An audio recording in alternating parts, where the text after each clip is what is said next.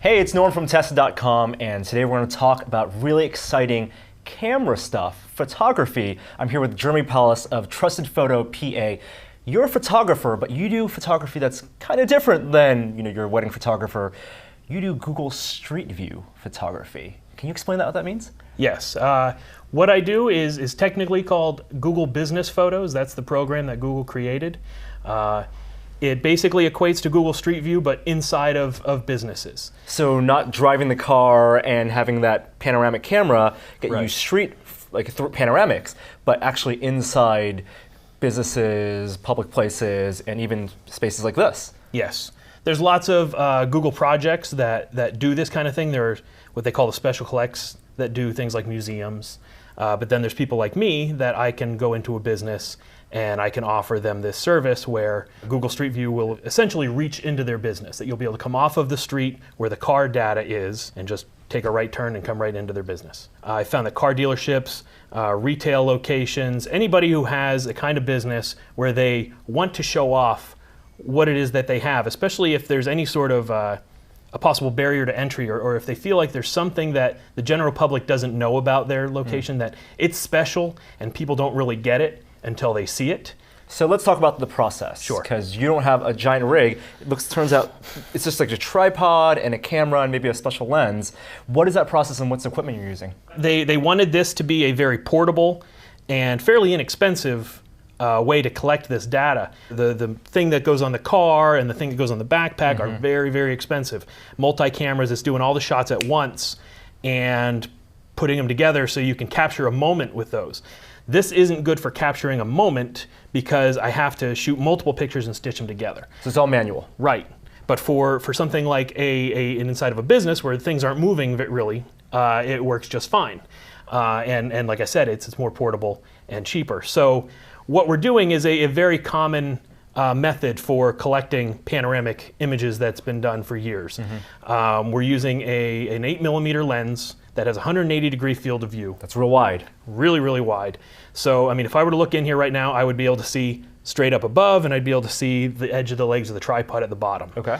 And this has a slight tilt backwards, which means that you get a little bit of overlap on the top, but you get a hole in the bottom. In the grand scheme of things, what you're shooting for here is a 360-degree by 180-degree panorama. So, you can look all the way up and look all the way down. And Google on Street View, it tends to just do a little blur at the bottom. Right. And so that's how you cover that. So this looks like a regular tripod, and the mount here is mounted so the center is right around where the focal point is. Exactly, right down through here, so that as I do 90-degree rotations, that stays right in the same spot. And when you get the overlap between this shot and this shot, there's no perspective shift at all between things that are near and far. Nothing will change, and it makes the stitching process work a lot better. How many photos do you have to take for one panoramic? Well, it's actually 12. Okay. Because we do an exposure bracket, and on each 90-degree increment, so we get 3, 3, 3, 3, and then the software blends them together so that you get the sort of semi-HDR kind of effect where you have detail in the shadows and in the highlights. Because in a lot of places you have a lot of both. You have sun coming in the window and stuff like that, and you don't want to have it just wash out everything. So using an 8mm lens here with a Canon 7D, it looks like. That's an APS-C size sensor. Why not something like a 5D3 or a 60 or full-frame sensor? You get more megapixels, and also you don't have the crop factor making this like a 12mm lens. I actually have a 6D, and I did try using it a little bit, and you can. There's a list of approved camera bodies for anybody who would, might be interested in getting into this. There is a list of approved camera bodies, and the 6D is on there, 5D Mark III is on there, full frame Nikons are on there. One of the keys is that when you use a full frame sensor, you actually get an entire circle of vignette on the actual image because of filling the whole sensor out of the camera. For this specific lens. Right. On the crop frame, I get just a little bit of vignette on the top and bottom. So if I were to stitch Pano shot in here, and stitch Pano's shot in the same place with my 6D, I would actually end up with a higher megapixel 360 by 180 stitch out of here because it's filling more of the frame. I'm throwing more away when I'm using the 6. The 6 is nice in the sense that I could use higher ISO. and get away with it than I can on here. But using longer exposure times isn't a really big deal. It's not a concern. So I just stick with this because also this is a lot faster. You know, when I ratchet off the brackets, you know, sometimes if you're outside, you have clouds and things like that, things that are moving. Yeah. The faster you can get the shots off, the better off you are because you're going to have less motion that's going to end up being a blur. And then when you walk through a place of business, how do you choose how many points that you take panoramic photos of? It's pretty much up to me. There's a set distance that you want to have between them, or a maximum and a minimum, I should say. So I pretty much just look at a business and I go through it with the business owner and say I would plan on going here, here, here, and here, and see if they have any place else they want me to go or any place they don't want me to go. How long does it take then after a business has you come in and take photos for it to be uploaded in Street View and improved? It's pretty much up to me. It's how long it takes me to process it. There's a lot of uploading. I have a 5 meg upstream at home, so as fast as I can cram the images through that is part of the process.